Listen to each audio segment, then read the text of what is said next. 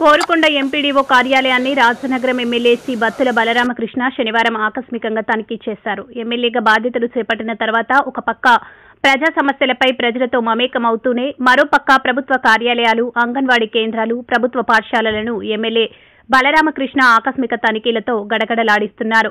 ఉదయం సీతానగరం ఎంపీడీఓ కార్యాలయాన్ని ఆకస్మికంగా తనిఖీ చేసిన ఎమ్మెల్యే బలరామకృష్ణ మధ్యాహ్నం కోరుకొండ ఎంపీడీఓ కార్యాలయాన్ని తనిఖీ చేశారు. కార్యాలయంలో అధికారులు ఉద్యోగుల పనితీరు, ప్రజా సమస్యల పరిష్కారం దిశగా సాగుతుందా లేదా అన్న విషయాలను కూలంకషంగా అధ్యయనం చేశారు.